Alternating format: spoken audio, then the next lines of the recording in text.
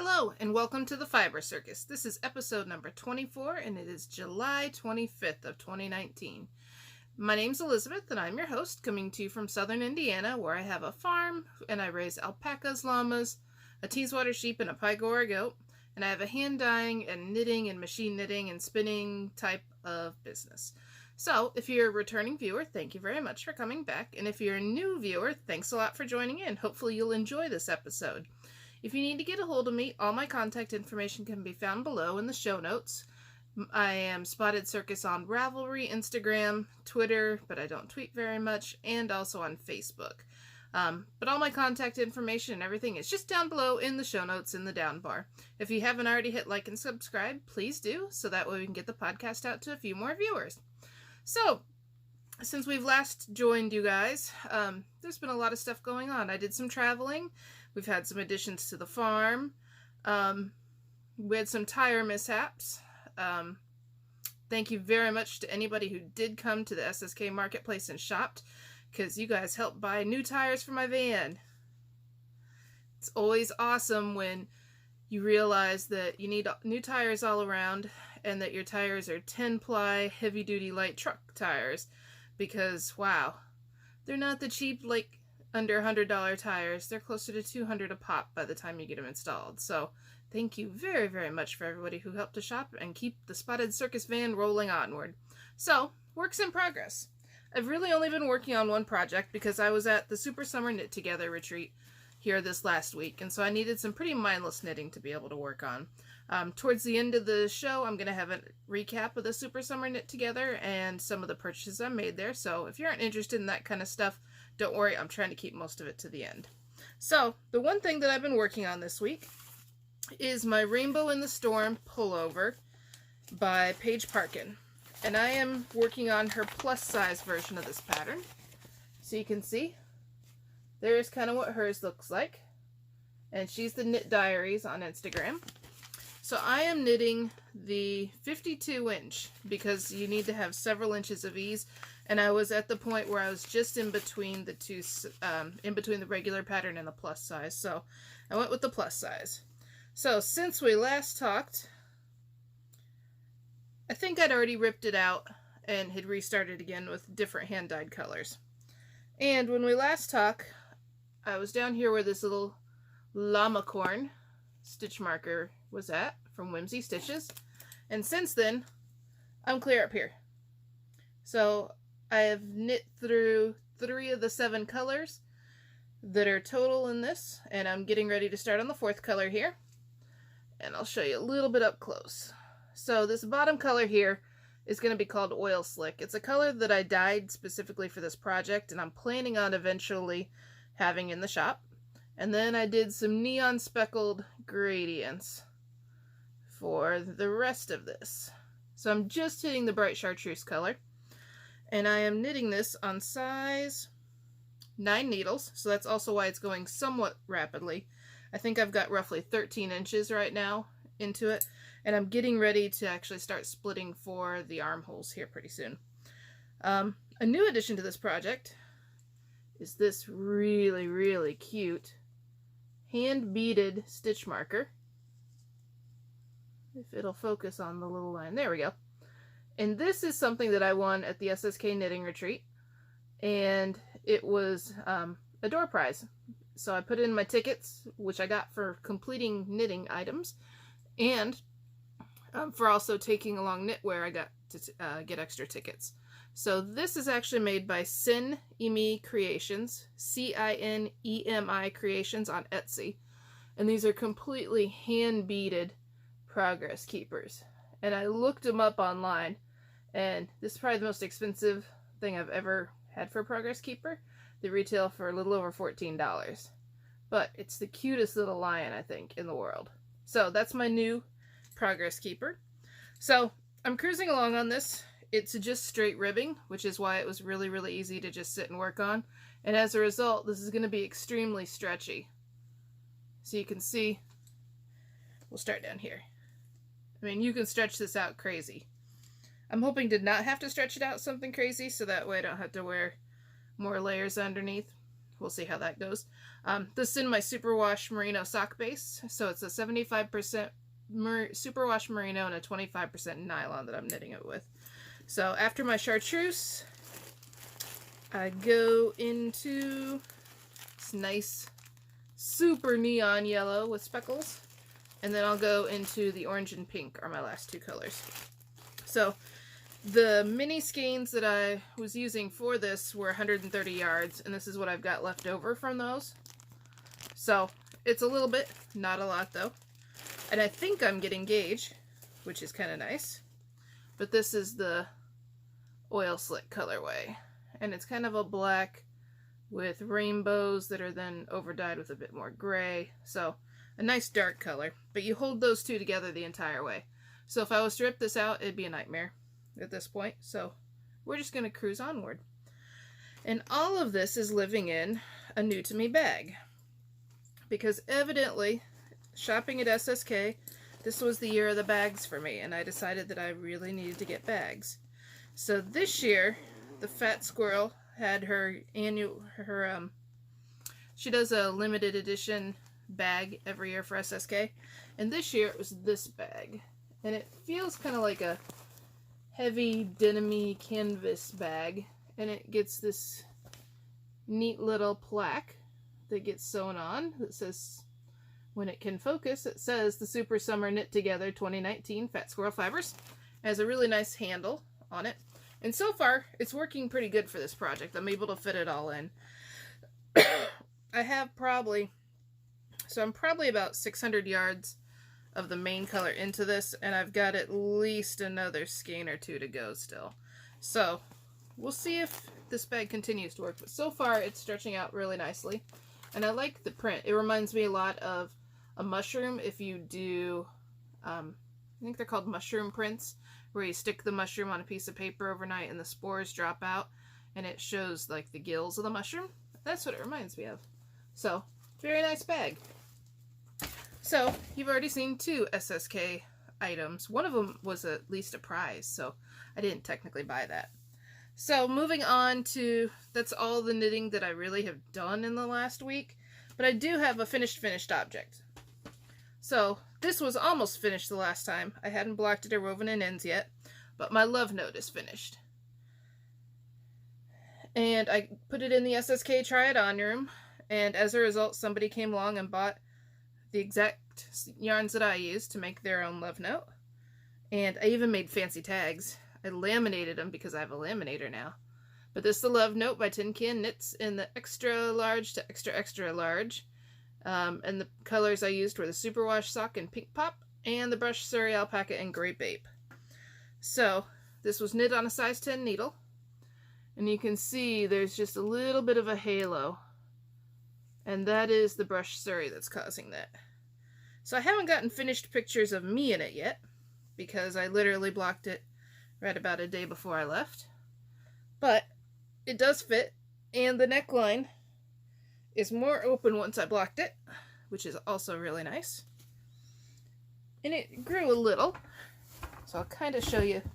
So now this definitely shows off the pattern a lot better. And you can see it's just a really simple lace that runs throughout. Looking at where it's hitting, I guess I'm going to have to wear something besides just a bra underneath it. Otherwise everyone's going to see everything. And on the base, I can't stand up as tall. So it does hang down roughly 2 inches lower in the back end, because it has some really easy short rows. But the neck's good. Neck doesn't bother me. Sleeve length is a little bit longer than it was supposed to be. But it grew. I was supposed to have, I want to say 3 or 4 inches of positive ease.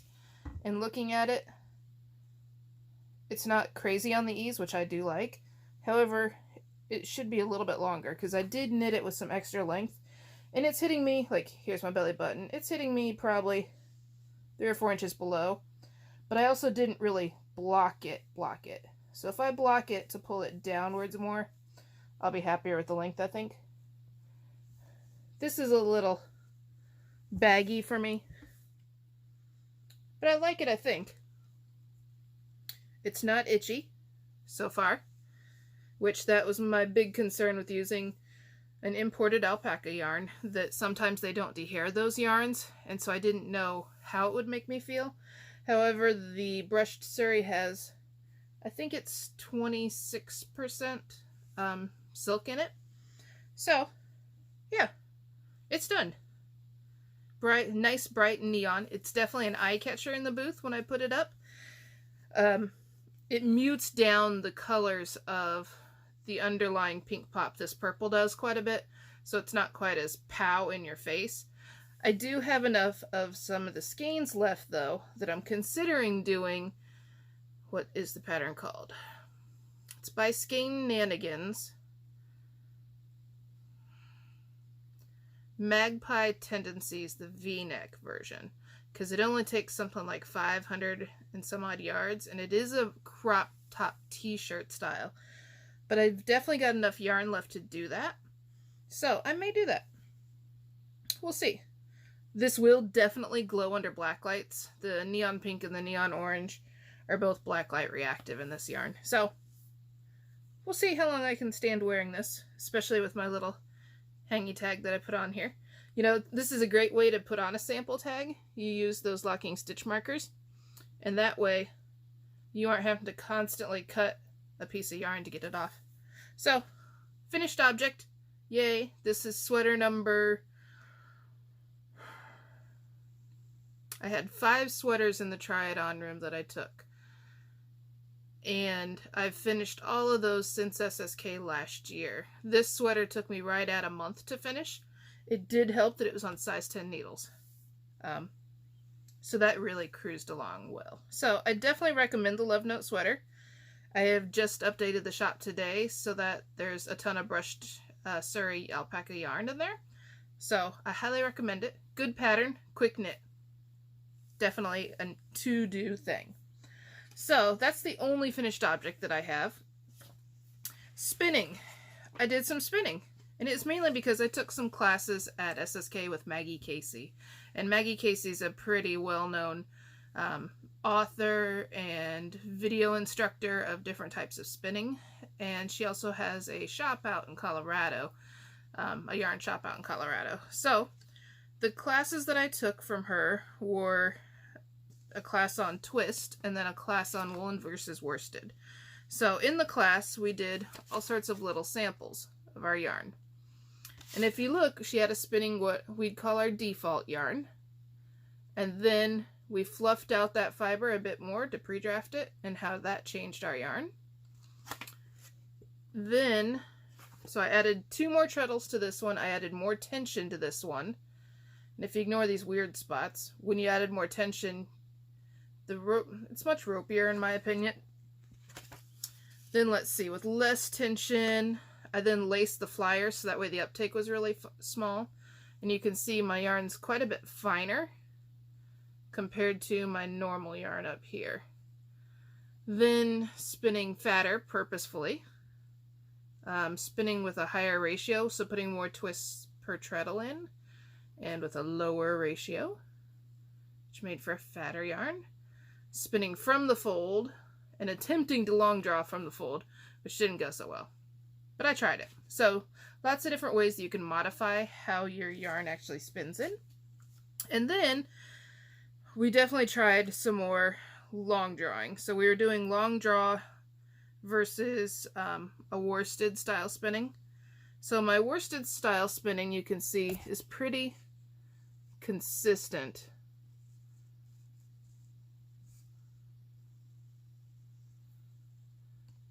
There we go. So it's a pretty consistent spin.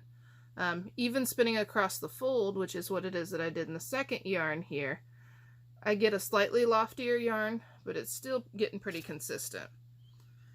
If I pre-draft out my fiber heavily, I get a thinner yarn. Over the fold, I got a slightly loftier yarn. And then I tried to do long draw from the fold. And that's when I discovered that my 16-ounce head on my Spinolution wheel is not very good for it, because I had a lot of trouble with it.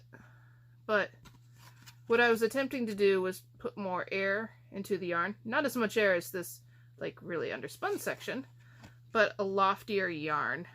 We then switched to a Pullworth, which was a finer yarn. So this was my worsted style spinning versus my long draw style, which this is quite a bit loftier. Right in here it was starting to long draw better in comparison. And then both of those preps were comb top, which comb top is what you usually use for worsted style spinning, and she actually didn't have any extremely lofty short stapled roving. And me being the person that I am, I had a 16-foot long trailer behind me with all my products for vending, and as a result I had some Shetland roving in the trailer that hadn't sold for several years. I mean, people just weren't interested in it for some reason. And I said, you know, would you like for me to go get some roving? Because I have some roving in my van, no problem. And so she's like, oh yeah, would you? So I went and got some of the Shetland, and it was actually really good for long draw. So this was my Shetland long draw.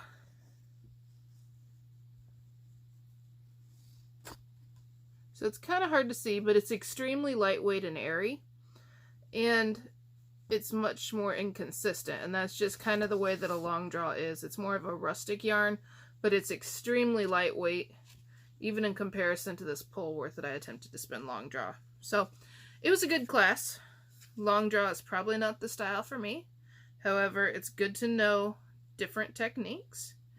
I'm hoping to start spinning for a sweater at some point soon. So doing samples like this is really good to help me with trying to decide how I'm going to spin for that sweater. So, interesting little fringy samples. So that is all of my spinning, and I really didn't do much machine knitting. I finished up some swatches that I did for the natural fiber extravaganza, but they were just little bitty tiny squares, so nothing really machine knitting wise that was that exciting. So that's it for most of my crafting this week. So I'm going to go on to the SSK recap, and then after that I'm going to skip into farm stuff, because we've had some additions to the farm and stuff. So I attended the Super Summer Knit Together retreat last week. It was put on by Leslie and Laura, the Knit Girls, in Nashville, Tennessee. This is my second time attending, but my third time vending there. It's always a really great retreat. Laura and Leslie make it a point to make everyone feel welcome, and you make a lot of interesting new friends that, you know, you've maybe seen their posts online, but you've never really met them in person. So this year, their logo was, because this was their 8th year, it was an 8-bit sheep. So it's based on Nyan Cat, which, if you know Nyan Cat, it's this little cat with a Pop-Tart for a body, and it makes really annoying singing as it goes across the screen and farts out rainbows. So they had a Nyan sheep. And the shirt's actually really, really cute, and it's already in the washing machine because I've already worn it a few times. So in your goodie bag, I had a shirt, but then they also included this year some really kind of cool sock blockers. So these are the sock blockers, and you're looking at this going, what on earth is this? It pops out. You figure out what size shoe you actually wear, and then you pop that back in, and now you have a customized sock blocker. Long term, I'm probably going to put some kind of thread between the holes on this part and the holes on this part, so that way it doesn't disappear. But really kind of a cool concept, I think. And I have 2 of them. I didn't just get a single sock blocker. There's a set of them. So that was in our goodie bag. And then I got an interesting little pin from a darn good yarn, or a good yarn store in Florida. I got a cute little mini skein from Turtle Pearl Yarns. And then you got the option to choose yarn or fiber. And I chose the yarn option because there are several big self-striping vendors coming, and I was kind of hoping it was self-striping. Surprised it wasn't. But the yarn's pretty cute. So it comes from Teeny Button Studio, who's down in New Orleans. And this is her Squish DK in the colorway Judgy Rabbit. So it's got some really nice rich tones of purpley mauve, some teal, some blue, and some gold in there. So not real sure what I'm going to make out of it. The yardage is perfect for probably a hat, is my guess. So good job, Teeny Button. If you don't follow her on Instagram, she does some really pretty sweaters. She just finished think it's the Soldana crop. It's a heavily color worked crop top, and she looked amazing in it. It's not my style at all, but she definitely can pull it off, and it looked awesome. So definitely check her out on Instagram. So that came in the goodie bag. And then Laura and Leslie did these really kind of cool swatch tags. And what they are is they're for your swatches, because you really should swatch if you're going to make a sweater. And they're printed on Tyvek. So you're able to write down your information with like a Sharpie and then wash these tags, and the information's not going to get lost. So on the back here, it's got an inches and centimeter ruler, the gauge you're supposed to have, your gauge pre-blocking and post-blocking, and how you blocked it. If you laid it out flat, if you pinned it out, if you steamed it, or if you just soaked and wet blocked it. And then on the other side, it has what yarn brand and base, the colorway, what kind of fiber it is, were you swatching flatter in the round, what kind of needle, wood, metal, acrylic, other, the size, and notes and intended project. So these are really cool swatch tags. I really like these. I'm going to see about carrying these in my online Etsy store and probably at SAFF this year, because I think that they're really handy. They're nice and big, so if you are like me and maybe your swatches aren't so big, you won't lose your swatch in the washing. Really good too for if you were to do, if you tend to do one yarn base specifically, you could do one long swatch and then make notes on where the swatch changes needle size, and you could permanently have a good swatch with it. So really neat tags. I think Laura and Leslie did an awesome job at organizing those this year. So that came in my goodie bag. I think there was some candy. It's not in here anymore. I ate the candy. Oh, and then I also got a macaroon and a tape measure. Bliss Yarns, which is a local yarn store there in town, donated a tape measure. And then this little macaroon thing, which has, it opens up very carefully. And it had these 3 teeny tiny sterling silver stitch markers. Teeny tiny little triangles. So very, very cute. I also got several stitch markers in the stitch marker swap from awesome people that are more talented than me at making stitch markers. So I got a teeny tiny Tennessee. You'll just have to trust me that that's what it says, because it's so not going to focus on that. Then Hip Strings used their laser cutter and made teeny tiny Pittsburgh bridges.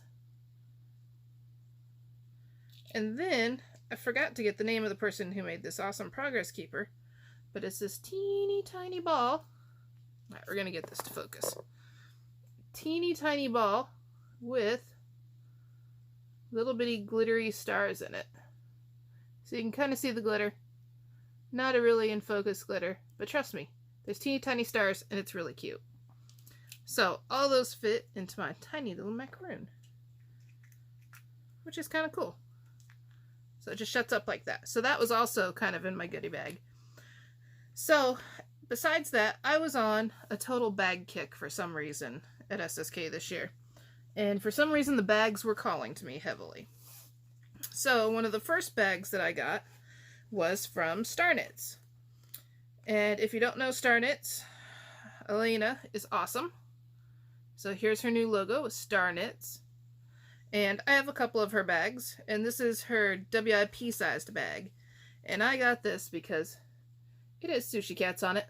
It's not quite the vicious sushi cats that I have on my large sweater bag, but this is just really cute. All the little cats made up into rolls. And inside there are pockets. So there's 2 pockets on the inside of my bag. And she also gave me a little pin with her logo. And there's a really nice little like stitch marker / carabiner attachment point and a really nice drawstring.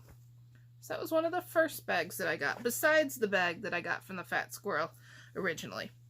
The second bag that I got came from Rick of Whimzee Stitches, because I also vended right next to him. And Rick is out of New Orleans, and Rick does some pretty awesome bags, and I tried to get one of his bags in the door prizes, and I didn't win it. So I decided I'd get one. So this is part of his Rainbow Pride series, and a percentage of the purchase price gets donated towards LGBTQ plus rights for all, which is really great, I think. So I got this really awesome, what feels like green velvet or velour sheep. And I got this bag because this looks like a slightly mean sheep, or an evil sheep. And he hand embroiders all the faces on. So there was different levels of judgment on the sheep. There were some really happy sheep. This sheep looks mischievous, definitely. So, and it has a nice, I don't know if this is, it might be real leather. Kind of smells like it. So anyways, it has this nice little handle. Really nice, bright, fun print inside, and a heavy duty zipper. So another bag. And all the bags were about the same size, I realized once I got home too. Like, I didn't buy a sweater size bag and a tiny bag and a medium bag. They're all like roughly this size. So I guess that means I'm going to be working on smaller projects for a while too to be able to use my bags. So while at Rick's, I also picked up this really cute Progress Keeper set, because they remind me of Mothra and stealing of the balls of yarn constantly. So very, very cute. And also, where did it go?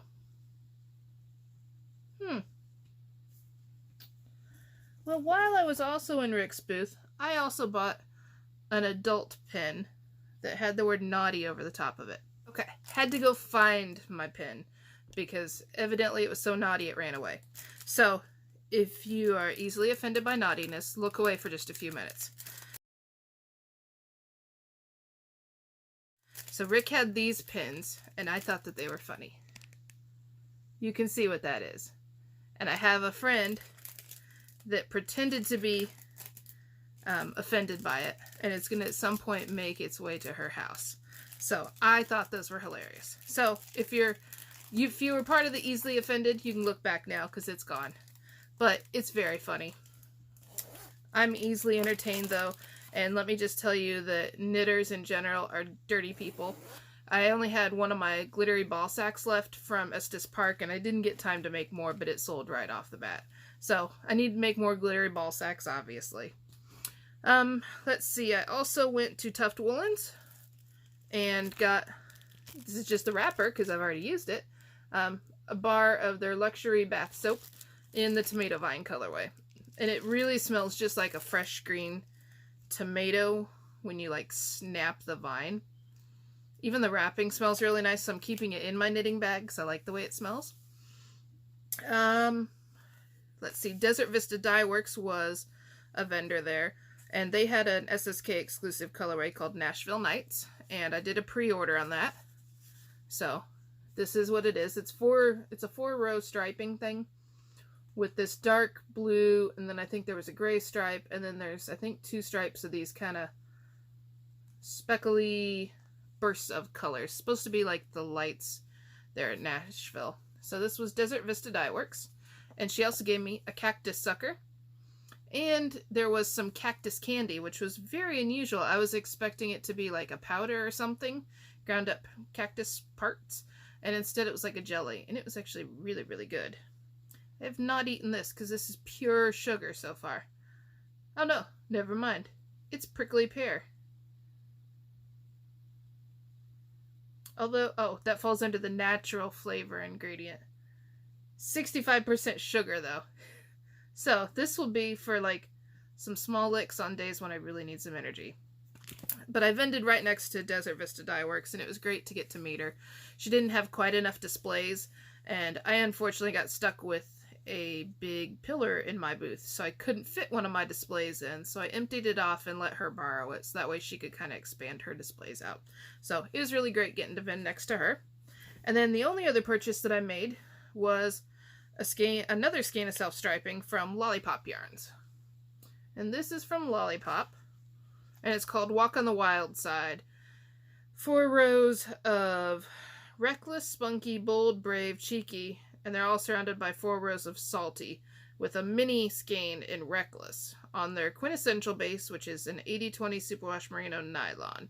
So it's basically gray alternating with stripes of color is what it is. So this is my first Lollypop yarn that I've ever owned.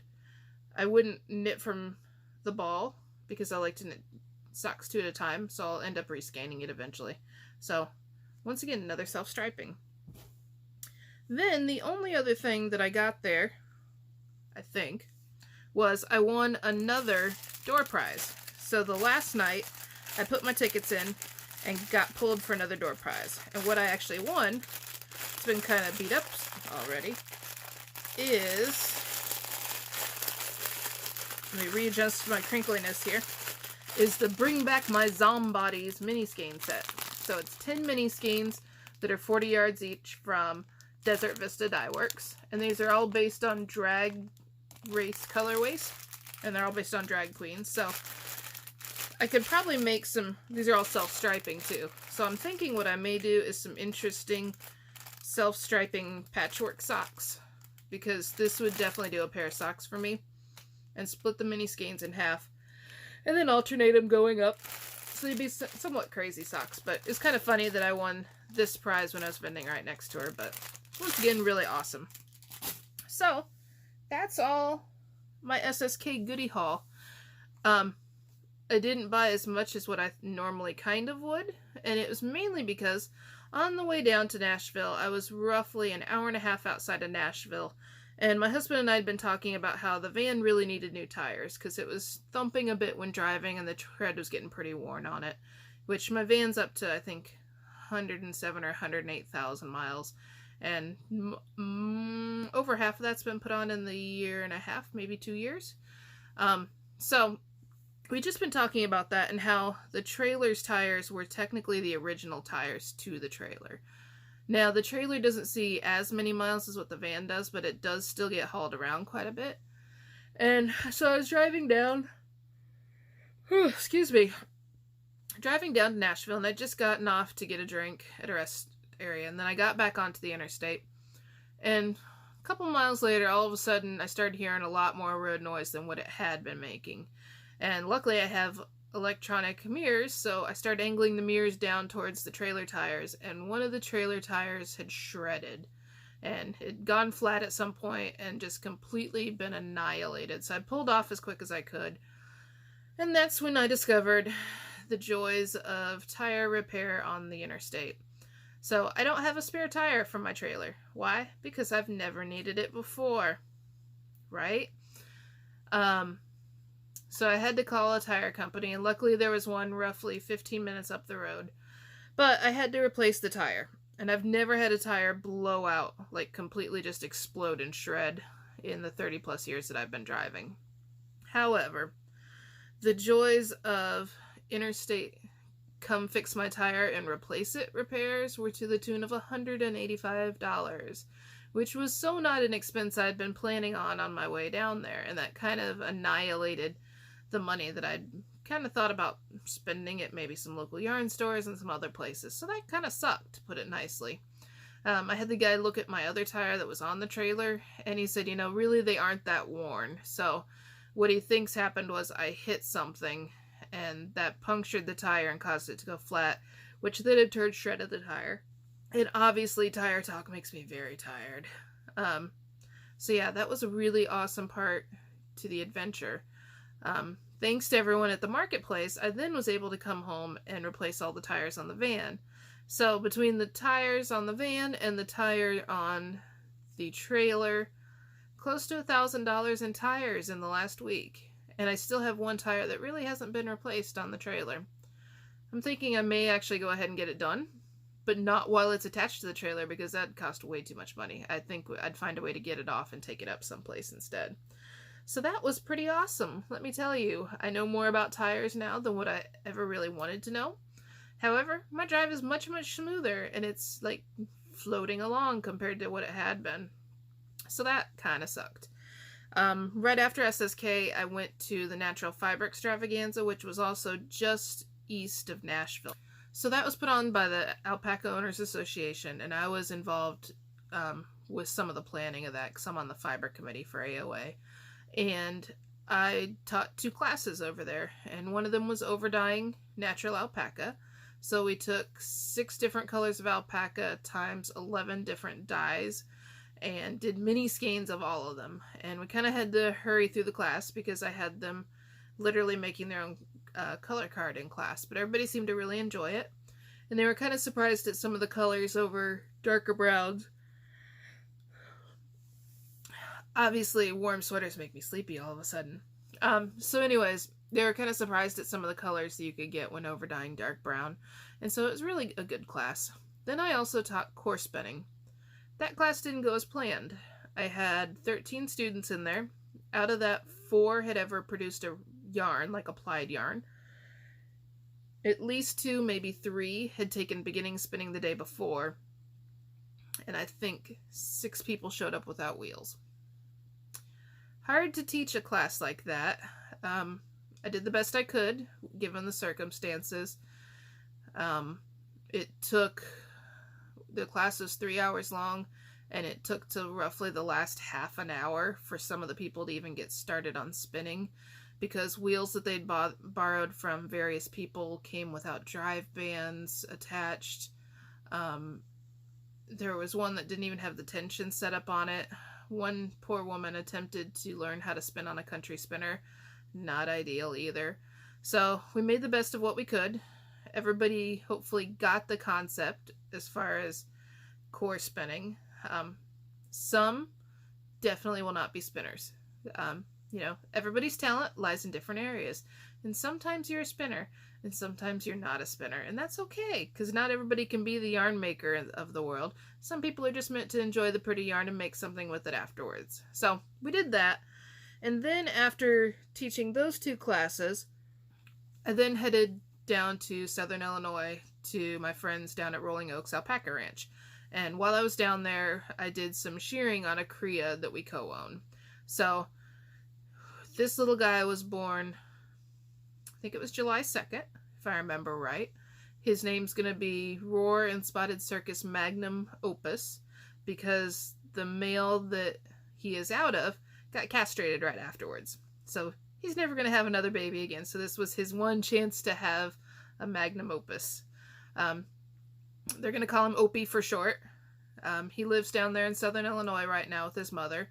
So we're currently starting to rebreed mom again, and hopefully that cria will come out, and that cria will eventually come live with me. He's going to develop, I know, into a Harlequin gray, very, very similar to his mother. And I'll put a picture in here of what he looks like with his mother. Right now, he's kind of like a fawn-based gray, and he has darker colored and lighter colored fibers in him. And then when we sheared him, he has tiny little gray spots flecked throughout his blanket, and then he's got some patches where he's already starting to gray up. So he's going to eventually be probably a rose gray Harlequin, similar to what Measles is, but darker. But that type of coloration doesn't develop for roughly. So we'll see how he develops. So far he's doing pretty good. He's a bit of a spitfire, which is good. You want a vigorous little cria. He's about 16 pounds, so not a huge cria either, but he was kind of small to begin with, and his mother's older. So we were hoping that she could have a live cria in the first place, and that was half the challenge. So hopefully little Opie does pretty good. So that's all of that major travel. So farm stuff, since we last talked, I don't think I'd gotten guineas since we last talked, but I was talking about getting guineas. And we went down to the Amish sale barn down near us, came home with 26 guineas, and we've only lost, I think, 1, maybe 2 so far, which is pretty good. With guineas, I think if you start out with double what you want, you're going to lose half to them being stupid. So we've got about 26 guineas, or 24 guineas now, and that also made me decide I needed chickens, because the chickens weren't going to fly away as bad as what the guineas were. And I found some lavender Orpingtons and some blue, I want to say blue Delawares, but I don't think that's right. So basically some blue and lavender chickens that were interesting at Rural King for super cheap. Now we've lost 2 of the chickens, but seeing as how they were living at Rural King, they probably didn't have the best of lives to begin with. But I think chickens, I think I have over 20 chickens now too. So now we're hurrying to try to finish our outdoor chicken coops that we started like 3 or 4 years ago and never finished. We're trying to get it done because right now they're all in the garage and it's a hot mess and they just need to go outside so that way they can stretch their legs. We're going to have to build a containment outer cage for him because the dog is going to be questionable on how he is with the chickens. He's killed a rabbit and the neighbor's cat for coming into his pasture. And when he was younger, he killed a chicken, and he was playing it to death was the problem. So we're going to have to figure out how to convince the dog that he needs to guard the chickens and not eat the chickens. So we may be electrifying the fence slightly, so that if he thinks it's a good idea to try to jump on a chicken, he gets a bit of a shock. We haven't figured that part out yet. At this point, we're just trying to get him out of the garage and into the coop and like sealed in the coop, and then working on getting them outwards. So that's an adventure for sure. Upcoming events. I don't have a lot coming up. Towards the end of August, I'm going to have a machine knitting class up near Cleveland in Ohio. And then I'm going to be going to Yakapalooza from the 23rd to the 25th, which is up in Tully, New York. So if you've never met a yak before and you live near, it's like southeasternish New York, come to Yakapalooza. It's on the IYAK website. So the International Yak Association has it underneath their events. There'll be yak meat tasting, yak seminars, yak fiber judging, yak products, everything you've ever wanted to know about yaks. So really good time and definitely really interesting creatures to get to know. So September 21st, I'm going to be vending just on that Saturday at the Knitting at the Estate retreat that's put on by Leading Men Fiber Arts, and that's over in Central Illinois, and I think it's probably only open to attendees, but I'm not 100% sure, so check their website to find out more, and I think they may even have a few spaces still for retreat attendees, so definitely check it out. And then in October, I have SAFF towards the very end, and so far that's it that I know of at least, so I need to do some re-dyeing of things and some restocking of bases, so that way I've got more to get dyed up and redo a few colorways, because this sweater, I don't quite have a sweater's quantity left still because people bought it at SSK, which is a good thing. So I need to re-dye and do some more of that. So, shop update.